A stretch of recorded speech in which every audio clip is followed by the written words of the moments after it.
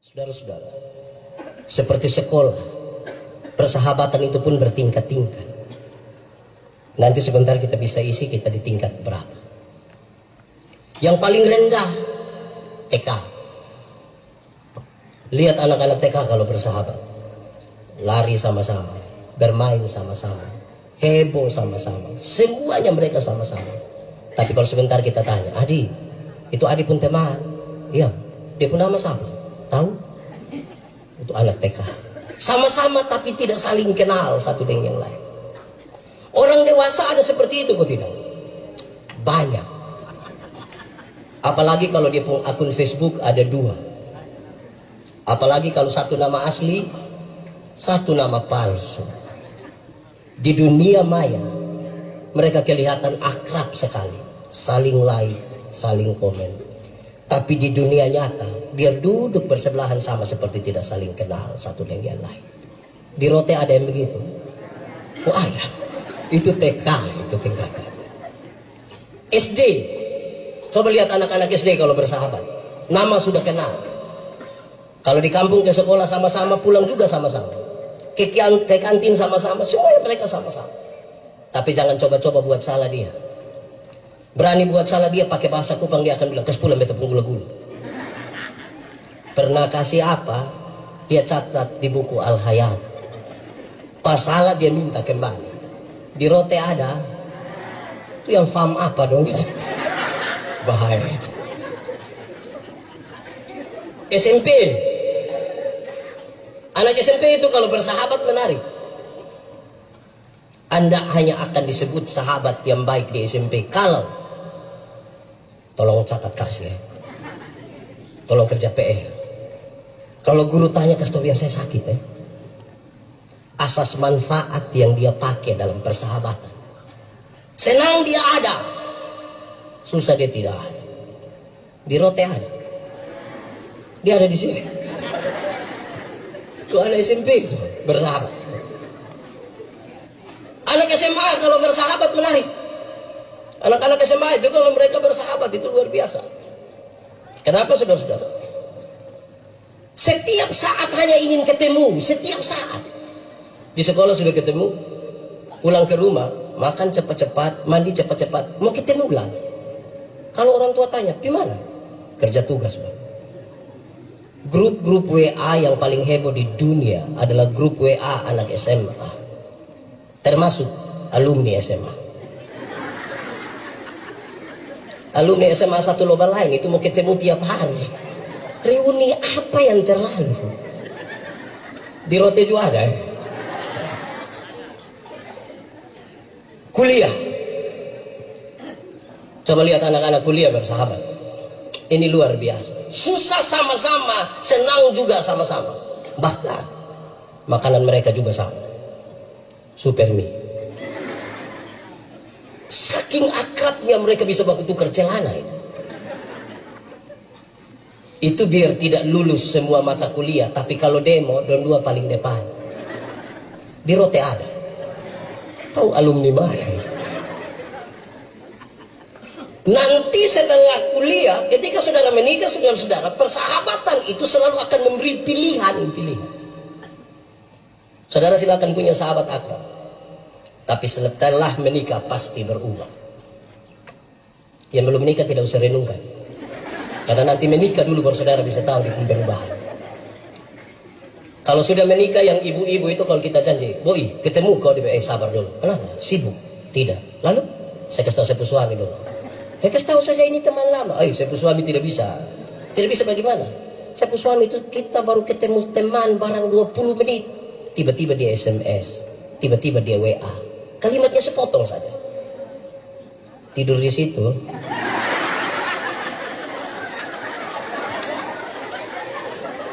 Betul kok ibu-ibu? Masalah itu WA. Kami yang bapak-bapak juga sama. Kalau sudah menikah itu kalau teman-teman janji, "Pak, ketemu kok?" Tunggu dulu. Sibuk? Tidak. Lalu saya kasih tahu istri. Takut istri? Tidak. Kami hargai istri lah. Terus saya mau kasih tahu, "Mama, saya ketemu teman dulu." "Siapa?" "Kawan." "Cepat ya." Kami baru ketemu 20 menit, tiba-tiba HP bunyi. Ibu yang telepon. Mau ambil, salah. Tidak ambil. Tahu juga ya? Tidak ambil lebih salah. Kalau sampai ambil, ibu hanya ucapkan 3 suku kata. Pas kita ambil, ibu langsung bilang, itu cek posisi. Belum kasih tahu tempat, ibu langsung bilang, deng. Siapa tahu ada mantan di situ. Pas kita sebut nama, ibu langsung bilang, oh, tutup. Hanya 3 suku kata. Kalau masih ingat silakan. Deng, oh. Tapi itu kekuatannya sama dengan bersedia, siap, ya. Tidak pulang, itu masalah. Saudara, yang paling tinggi itu ini. Yang paling tinggi itu. Hiduplah sebagai sahabat bagi semua orang. Kenapa? Karena untuk menjadi sahabat dengan semua orang, saudara harus selesai dengan dirimu. Kalau belum selesai dengan dirimu, saudara belum bisa menjadi sahabat bagi semua orang. Kalau masih tukang tersinggung, jangan bersahabat dengan semua orang. Kalau masih suka makan puji, di roti ada. Oh, itu sulit bersahabat dengan semua orang. Kalau masih suka iri hati, sulit. Iri hati iya. Lebih baik saya rugi, asal engkau rugi lebih banyak, daripada saya untung, tapi engkau untung lebih banyak. Hai, terlalu ribet lah. Saya pakai contoh saja. Ada 2 orang yang tukang iri hati, dorang 2 berdoa kepada Tuhan. Karena Tuhan tahu mereka tukang iri hati, Tuhan kirim malaikat bicara dengan mereka. Malaikat bilang, kamu 2 biasa iri hati, jadi Tuhan bilang hanya 1 yang boleh berdoa, yang 1 tidak usah. Tapi yang berdoa ini dia minta apa? Yang tidak berdoa akan dapat 2 kali lipat. Kamu 2 siapa berani? Woi, kami 2 sama-sama tidak berani. Akhirnya saya dan Pak Sekda, kami 2 sama-sama tarik lot. Saya yang dapat kesempatan berdoa. Saya pikiran ini. Kalau saya minta kaya, Pak Sekda lebih kaya, kan saya pikiran. Akhirnya saya berdoa. Tuhan, kasih saya mata buta 1, Tuhan. Kalau saya mata buta 1, Pak Sekda buta berapa?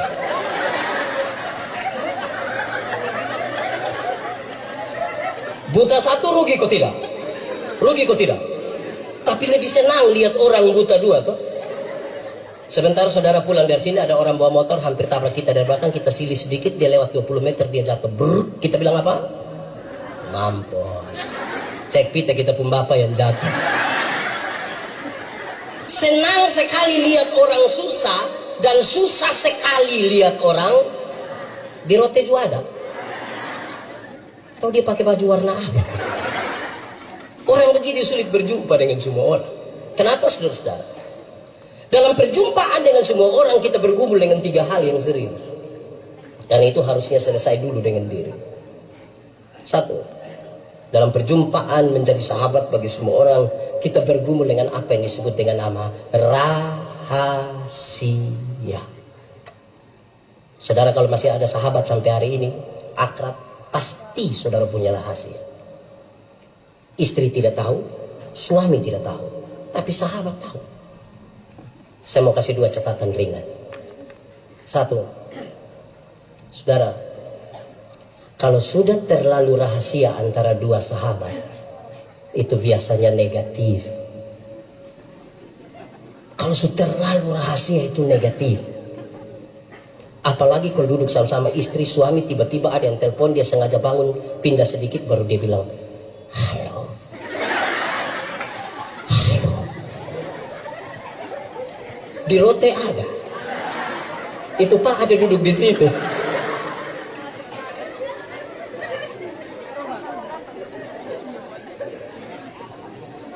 Kedua, saudara-saudara, saya ingin sampaikan kepada saudara bahwa menjaga rahasia itu susahnya minta ampun. Jaga rahasia itu susah. Saya bilang di Pak Sekda, Bapak, kita 2 so. Pak Sekda kasih tahu 1 pegawai, kita 2 so. Itu pegawai kasih tahu dia kawan nih, kita dan kita saya. Lama-lama satu rotendau tahu. Hati-hati deh rahasia. Saudara, apalagi kalau sahabat kita tidak bisa jaga rahasia. Saya lihat ibu-ibu ini cantik sekali pakai pakaian hari ini, megah, enak dilihat. Terus kalau dia berdiri di muka terus kita bilang, wih cantik ya, modis, bagus. Kalau sahabatnya ada di sebelah dan tidak bisa jaga rahasia, dia bilang, saya lihat begitu. Kenapa? Belum lunas.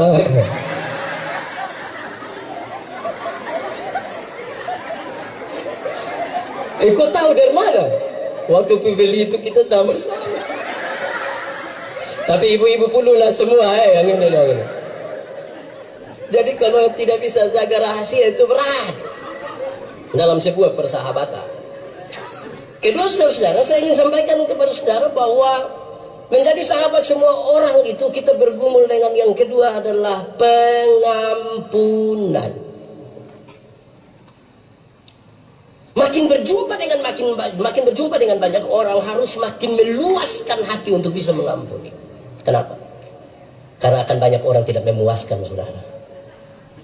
Semakin banyak yang kita ketemu, semakin banyak tidak akan memuaskan hati saudara. Saudara bisa sakit itu kalau tidak mengampuni.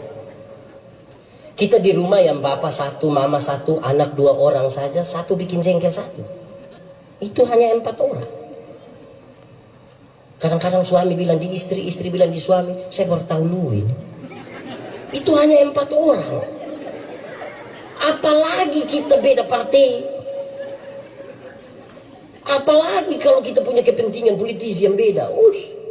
Kalau tidak siap hati untuk mengampuni, saya kira saudara orang yang paling malang di dunia. Saudara, lalu mengampuni itu apa? Mengampuni itu bukan usaha untuk melupakan masalah. Makin sakit hati, makin tidak bisa melupakan. Lalu mengampuni Allah, membebaskan diri, menyambut itu orang, menyambut kesalahannya, sambil siap hati, besok dia bikin kesalahan baru. Karena itu di dalam pengampunan tidak boleh ada ini kalimat. Ingat, pertama dan terakhir. Tidak boleh. Berapa kali harus mengampuni? Alkitab bilang 70 kali 7 kali. Bukan soal 490 kali. Angka 7 dalam Alkitab selalu bermakna sempurna. Mengampunilah terus menerus. Karena engkau akan berjumpa dengan banyak orang. Tiap-tiap waktu. Ketiga. Dalam pengampunan, dalam persahabatan yang semua orang kita bergumul dengan apa yang disebut dengan nama waktu luang. Waktu luang. Kami bapak-bapak ini kalau ketemu teman barang 30 menit, tiba-tiba satu akan ngomong begini. Pakai bahasa Kupang dia akan bilang begini. Duduk begini-begini sako. Kosong-kosong sah. Lihat satu dulu. Lama-lama satu kerat itu. Itu kok kami yang bapak-bapak. Saya mau tanya yang ibu-ibu. Ibu-ibu kalau ketemu sahabat barang setengah jam, omong apa? Omong apa ibu-ibu? Berdoa. Ibu-ibu itu kalau ketemu sahabat barang setengah jam itu ada yang angkat kalimat menarik. Kalau dia mulai dengan kalimat ini, ada dengar kok tidak. Kalau dia mulai dengan ada dengar kok tidak, kita tidak tahu siapa korban berikutnya. Hati-hati dengan waktu luang. Di Kupang itu, lampu merah di Komdak itu, hanya 1 menit sampai 1,5 menit. Kita dengan motor sampai pas lampu merah kita berhenti. Lihat di papan reklame, ada mobil warna hitam, ada perempuan pakai baju merah. Kita lihat itu perempuan hanya lihat ke kita, bukan lihat ke orang lain. Beberapa detik kemudian kita lihat perempuan itu turun dari papan itu jalan menuju kita. Beberapa detik kemudian kita dengar dia panggil kita pun nama. Beberapa detik kemudian kita rasa dia mulai pegang kita pun tangan. Beberapa detik kemudian orang-orang bilang, wah jalan sudah. Dasar tanglawa. 1 menit di lampu merah saja pikiran kita bisa kemana-mana. Apalagi kalau belum bisa tidur setengah jam. Hati-hati. Kejahatan itu tidak terjadi serta-merta. Kejahatan itu dibuahi di sini, dibuahi di sini. Tiap-tiap saat. Yang kita belum bisa tidur kalau lihat-lihat loteng tiba-tiba Saya ada ide. Terus dia online, dia bikin status. Sudah jam 12 lebih 45 menit, tapi mata belum bisa tertutup. Ada yang komen kok tidak? Minta nomor WA aku tidak? Saudara, sebelum kita masuk pada teks ini baru pengantar. Dua alat refleksi buat kita tentang persahabatan. Pertama, waktu. Tentang waktu ada ungkapan tua bilang begini, waktu adalah sahabat terbaikku. Waktu adalah sahabat terbaikku karena dia menyertai perjalananku sampai aku mati. Waktu itu tidak akan pernah meninggalkan kita satu detik pun. Dia sahabat terbaik. Bahkan setiap kali bicara tentang kehidupan, itu kita bicara tentang waktu. Kedua, ungkapan ini bilang begini, hari akan kembali kepada hari, jarum jam akan berputar kembali pada angka itu. Tetapi yang namanya kesempatan datang berapa kali? Berapa kali? Satu kali. Hari ini kita bisa bertemu begini, besok kita masih bisa bertemu. Tapi perjumpaan hari ini sungguh-sungguh akan berbeda dengan besok. Maksimalkanlah perjumpaan hari ini. Maksimalkanlah kesempatan hari ini. Kalau saudara jadi ASN hari ini, saya ragu besok saudara masih ada atau tidak. Alat refleksi yang kedua adalah cermin.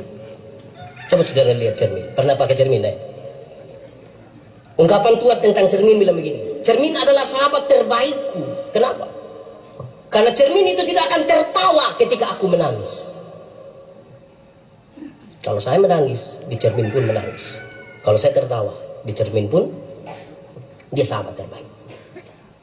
Realistis sekali, jujur sekali. Siapa yang datang di cermin pas dia menangis di cermin bilang, kan tidak. Yang kedua, ungkapan tua bilang begini, cermin itu dapat memantulkan bayangan diri, tapi isi hati tidak diketahui oleh cermin. Cermin memantulkan bayangan diri, tapi isi hati tidak diketahui oleh cermin. Kritiknya ialah, berapa kali kita berjumpa dalam kepalsuan. Berapa kali kita tipu. Sebenarnya kita tidak suka dia, tapi ketemu dia sangat Karena itu saya ingin katakan, tidak semua senyum tulus. Tidak semua senyum tulus. Ada yang palsu. Kita datang, kita bilang slow. Terus slow. Kita lewat pada di rote juga ada. Siapa pu istri? Tapi yang menarik yang ketiga, orang datang bercermin, dia melihat dirinya. Pertama dia hanya melihat diri, tapi kemudian seolah-olah tangannya diperintah melakukan sesuatu. Begini kah? Begini kah? Makin banyak bercermin, makin harusnya lebih rapi, lebih baik. Tapi saya berkhotbah di banyak tempat. Biasa habis khotbah beberapa orang datang, selamat Pak Pendeta, terima kasih. Khotbah tadi pas. Saya tanya, pas deh kan? Pas dan dia, Bang. Itu bukan cermin. Itu kaca spion. Kalau cermin orang lebih banyak melihat diri. Amin kok. Tapi kalau kaca spion lebih banyak melihat siapa? Saya tidak tahu di rote ini kita lebih banyak pakai apa. Cermin kok kaca spion. Saudara yang bilang, oh. Saudara. Lalu teks ini bilang begini. Kamu adalah sahabatku. Jikalau kamu melakukan apa yang kuperintahkan kepadamu. Oh itu serius. Oke lah jadi sahabat. Tapi sahabat di dalam nama Tuhan itu melakukan sesuatu yang Tuhan mau. Ada banyak juga persahabatan tapi tidak melakukan yang Tuhan mau. Banyak orang terprovokasi karena sebuah persahabatan. Banyak orang menjatuhkan dirinya karena persahabatan. Persahabatan yang melakukan kehendak Allah disebut sahabat. Persahabatan yang tidak melakukan kehendak Allah dia pun nama komplotan. Yang melakukan kehendak Allah itu urusannya dengan Tuhan. Yang komplotan itu urusannya dengan Pak Kapolres. Saya ingin pakai contoh. Contoh ini saya bicara di mana-mana, tapi biar menolong kita memahami teks ini.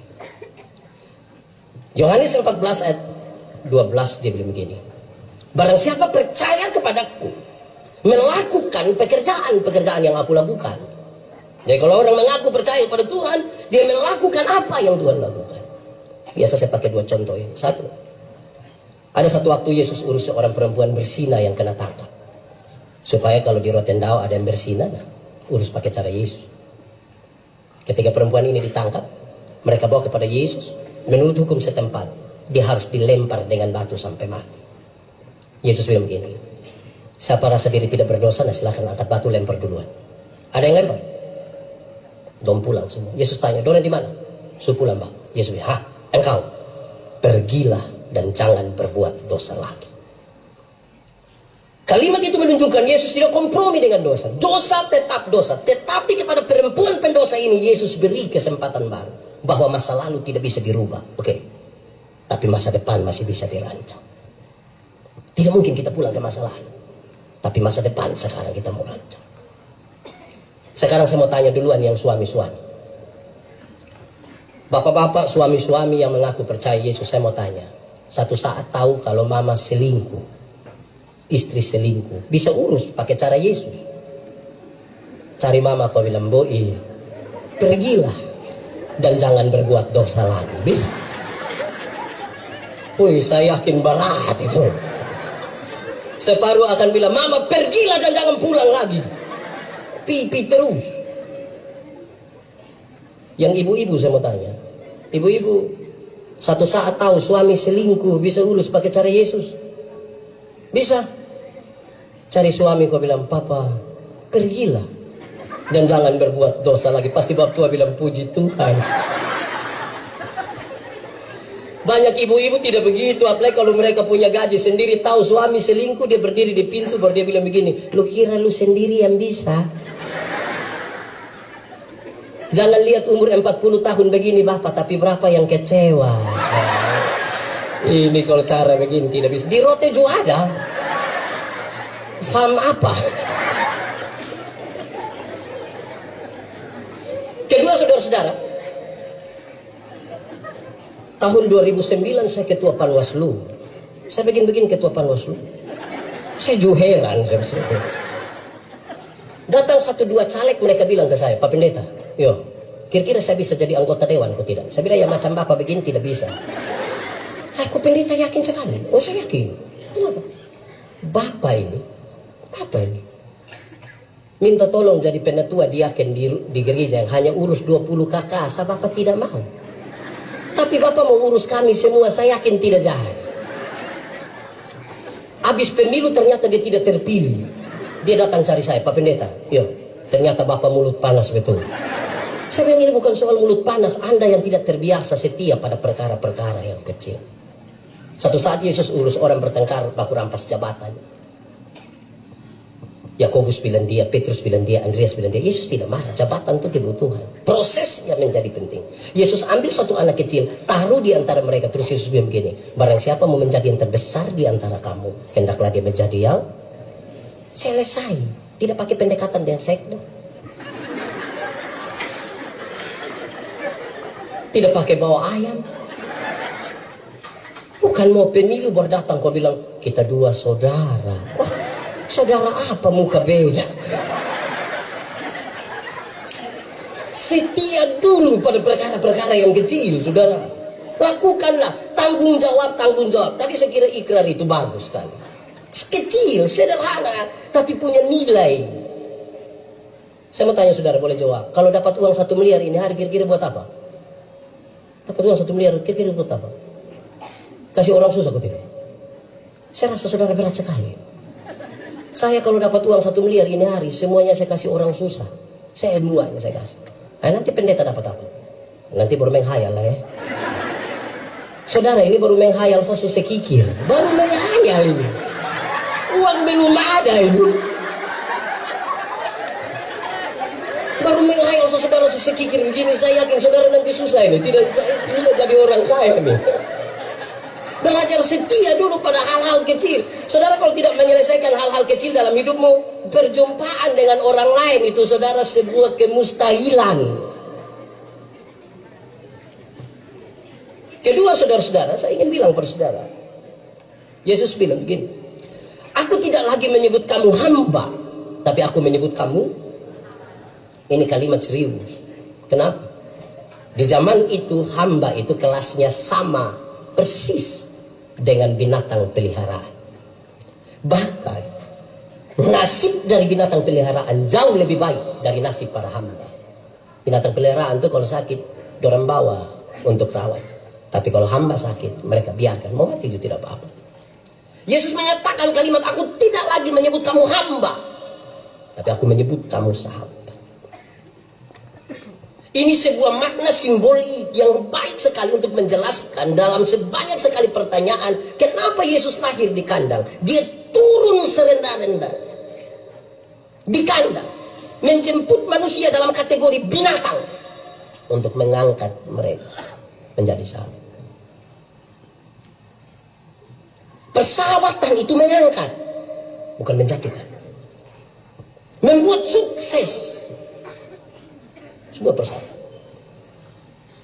Dan karena itu saudara-saudara, kalimat ini menjadi serius. Untuk menegur kesalahanmu, aku tidak harus menjadi musuh. Tidak usah. Saudara mau oposisi silakan, tapi persahabatan jauh lebih kuat dari itu. Karena seorang sahabat akan ada di setiap waktu, menegur sekalipun. Saudara-saudara, lalu kita bergumul dengan hal-hal ini. Ternyata untuk sebuah persahabatan, orang harus berani menerima perbedaan-perbedaan. Kalau tidak mampu menerima perbedaan-perbedaan, saudara sulit membangun urusan dengan semua orang. Kenapa? Ketika Tuhan menciptakan manusia laki-laki dan perempuan, Dia tidak saja membedakan mereka atas jenis kelamin saja, tidak. Tapi ada beberapa pola yang sengaja dibiarkan untuk manusia mengelolanya menjadi sebuah sukacita. Satu, soal pola berpikir. Kami yang bapak-bapak ini, yang suami-suami ini cenderung lebih banyak berpikir yang masuk akal saja. Makanya, yang bapak-bapak kalau bicara selalu bilang begini, saya pikir.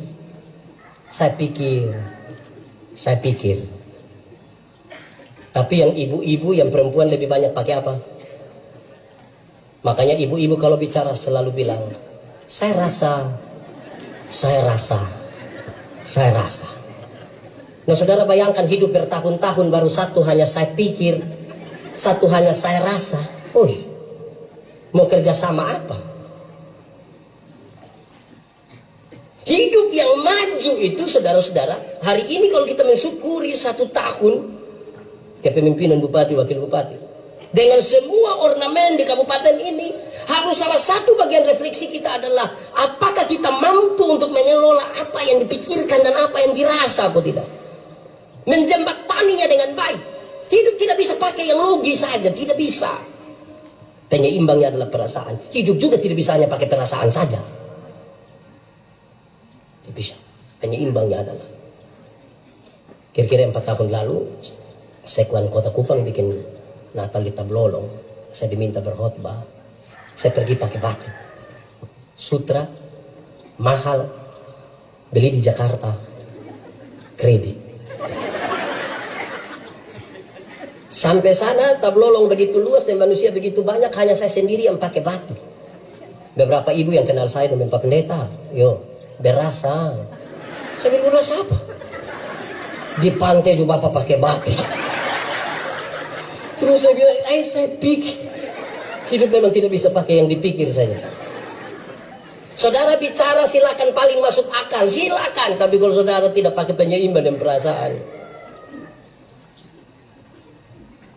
ada banyak orang sudah bisa bicara banyak, hebat malah, tapi kalau ini kosong, sulit. Karena ruang itu bukan ruang materi, ruang rasa. Saudara bayangkan kalau ruang ini kosong, saudara ketemu satu orang dan jengkel itu, mengerikan. Tiap hari di pemuka saya yang ada di situ, dia pemukul, stres. Kedua, soal pola kerja. Yang laki-laki itu cenderung pekerja tunggal.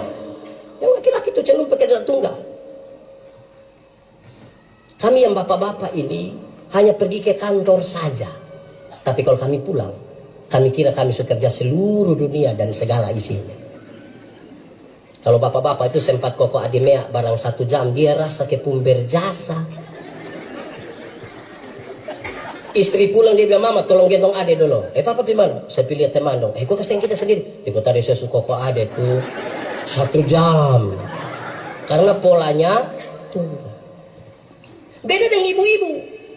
Ibu-ibu itu bangun pagi itu bisa langsung masak, bisa langsung setrika, siap anak-anak sekolah, siap bapak-bapak pergi ke kantor, siap makan, siap minum sambil foto, bikin status, semua.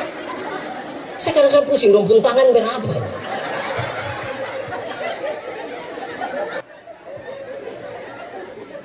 Saudara, jangan heran saudara-saudara kalau bapak-bapak itu, kami bapak-bapak itu, tamu baru di emper, bapak langsung bilang, mama, kopi. Padahal kopi tidak ada. Sebentar tamu pulang, mama bilang, papa, lain kali itu kalau mau tanya, mau suruh begitu, nak cek dulu kopi kok tidak. Terus bapak bilang, kok yang itu hari saya sudah beli itu 6 bulan lalu. Karena polanya tunggal, dia kira 1 kali beli itu untuk seumur hidup. Pola ini untuk dikelola. Jadi Tuhan kasih beda-beda tuh baik. Jangan tak ceke dengan itu perbedaan. Saudara, kalau ada acara begini, ketua panitianya bapak-bapak, jangan telepon yang panitia, ketua panitia, jangan. Kalau kita di luar terus telepon yang ketua panitia, bapak, tuh ke mana? Pasti di pung kalimat bilang, aman. Pasti bilang aman. Nanti pas bilang aman, baru ibu-ibu bilang, aman apa?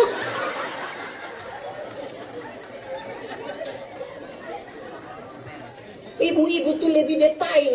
Kita kira kalau buat habis tank semua sudah aman. Kerjaan masih banyak.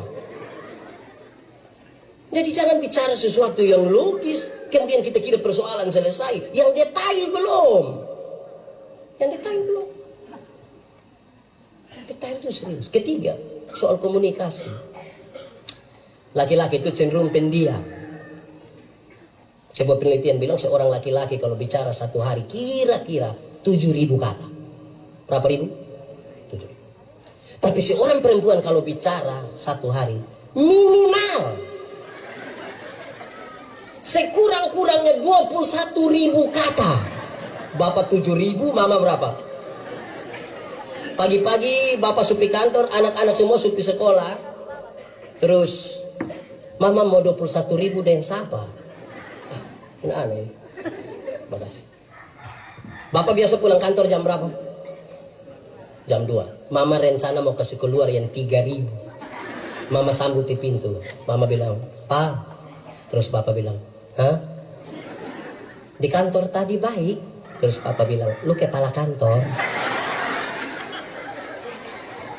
Kalau pola komunikasi kita macam begini, saudara-saudara, jangan heran kalau satu saat ketika kita pulang itu mama ada di tetangga dong sambil tede-tede kutu itu kasih habis yang 21.000. Menara Babel itu tidak selesai dibangun bukan karena kurang uang, bukan karena kurang materi, bukan karena kurang tenaga kerja, hanya karena terputusnya komunikasi di antara mereka. Kalau saudara tidak mampu membangun komunikasi yang baik, saudara bukan sahabat yang baik, saudara lawan. Saudara hanya sekedar mencari-cari kesalahan. Tempat terbaik adalah apa? Pesta, meja makan, acara seperti ini. Duduklah bersama-sama. Rumah tangga tuh kalau duduk bersama-sama tuh menari. Di meja makan bapak tanya mama, "Mama, yo, kenapa ini sayur garam semua?" Terus mama bilang, "Aduh pak, minta maaf, saya terlalu ingat papa tadi. Jadi saya kira papa garam nih yang saya angkat taruh-taruh." Yang penting komunikasi itu, jangan. Di meja makan itulah kesempatan tanya yang anak-anak, tanya yang laki-laki. Laki-laki, di sekolah tadi dapat berapa?" "Saya dapat 9 bapak." "Lu sama kayak lu pembakar." Tanya yang nona, "Non, di sekolah dapat berapa kan?" "Aduh bapak, matematika susah kok, saya dapat 3 bapak." "Aduh, lu sama kayak lu pemama pun keluar." Tapi komunikasi itu menjadi penting. Saya bayangkan kalau kerja dari berbagai-bagai dinas segala macam yang ada di kabupaten bersama-sama dengan ini anggota dewan, kalau komunikasinya buruk, saudara membangun apa di Rotendao? Pilihlah kalimat-kalimat yang positif dengan maksud yang positif untuk komunikasi. Pilihlah kalimat-kalimat yang positif dengan maksud yang positif, karena semua kalimat positif itu belum tentu maksud baik. Kalau istri gue juga kita bilang, mama sayang dari mana? Saya di sini. Maksudnya kau dari jauh saya kelihatan. Kalimat positif, maksudnya juga tidak baik. Masa kau dari jauh saya kelihatan, lu maksud apa? Keempat, saudara-saudara, soal pola ingatan. Pola ingatan. Laki-laki itu cenderung cepat lupa. Laki-laki cenderung cepat lupa. Baru kunci mobil begini, tak, jalan 30 langkah terus bilang, tahu saya kunci kok belum. Dia kembali kunci ulang. Karena polanya cepat lupa. Makanya ibu-ibu kami minta maaf. Kan bapak-bapak ini kalau di luar rumah kami lupa kalau kami ada istri.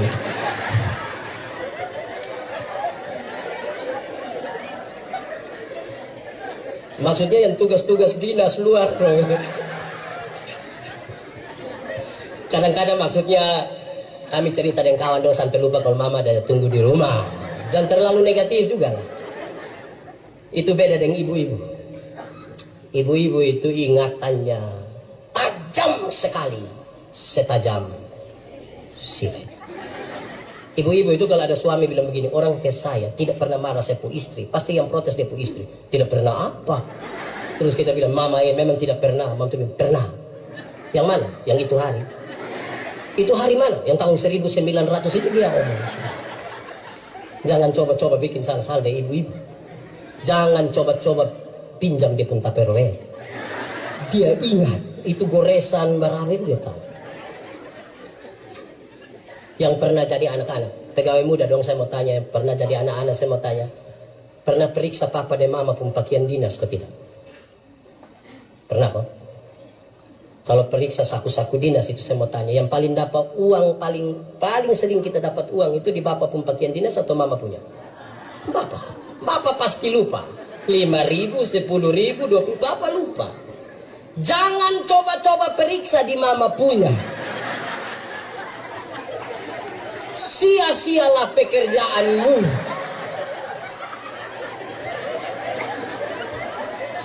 Dalam hal ini mama-mama pakai ayat Alkitab.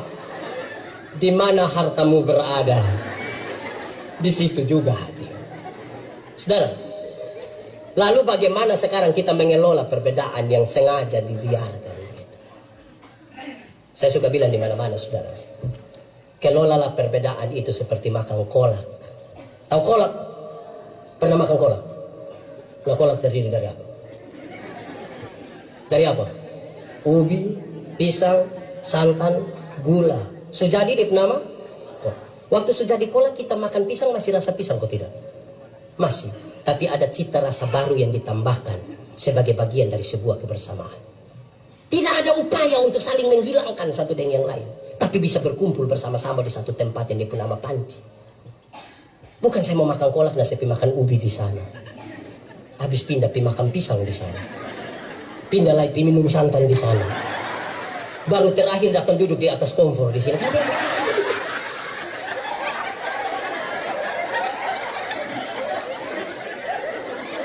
Boleh berbeda tapi tetap bisa bersama-sama. Jangan bikin diri inti. Cadangan saya cukup. Jangan kelola ini kebersamaan ini seperti minum kopi. Tahu kopi? Pernah minum kopi? Nah, kopi terdiri dari apa? Air panas, gula, kopi. Sejadi dia pun nama. Habis yang lain pun nama. Kopi itu terlalu egois. Kita semua tapi nama mesti dia. Kita semua menang. Hai. Teman yang terlalu mendominasi segala sesuatu tidak baik. Hendaklah yang seorang merasa yang lain itu penting. Penting. Persahabatan itu menolong kita untuk memahami nilai-nilai kemanusiaan. Karena seorang manusia tidak mungkin bisa tinggal sendiri. Itu tidak bisa. Alkitab mencatat dengan sangat baik. Kamu satu tubuh, anggotanya yang beda-beda. Mata kan dia mata, dia tidak lebih penting dari tangan. Semua penting. Siapa yang malam-malam perut sakit kok mau PWC, kaki bilang di perut, bilang perut. Jamarau. Kenapa? Bisa sendiri ya. Sama-sama. Alkitab bahkan bilang, kalau jarimu terluka, mata ikut menangis. Dan kalau mata menangis, tangan melap. Sudahlah, yang penting saudara mengertilah. Supaya semua orang menjadi penting. Jangan abaikan orang lain. Jangan abaikan orang lain. Karena saudara tahu, semua yang menjadi rutinitas akan berakhir. Tapi persahabatan tidak akan pernah berakhir kalau kita keluar dan baik. Saya akhiri khotbah ini dengan satu kisah kecil. Seorang pendeta mau pergi pelayanan pakai motor. Jalan-jalan di ban motor pecah. Pecah ya, bukan kentut, pecah. Ada orang tambal ban di situ, puji Tuhan. Ditolong tambal ban ya, tolong. Cepat ya, orang tunggu saya mau pelayan. Ini anak kerja cepat. Kurang dari 10 menit selesai. Bapak sudah. Oke baik, terima kasih adik. Saya jalan orang tunggu saya. Baru jalan 10 meter, ban pecah lagi. Pendeta ini marah. Kerja macam apa? Kerja macam begini ini yang saya ban pijat terus, bagaimana pelayan? Lu kirim pelayanan baik, gampang.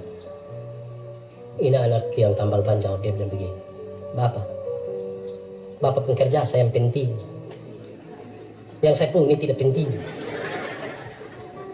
Saya pun tidak penting, ini bapak pemban pecah terus. Karena itu duduk diam-diam di situ kok saya kerja. Saya berharap saudara menangkap sesuatu dari pesan ini. Tuhan memberkati.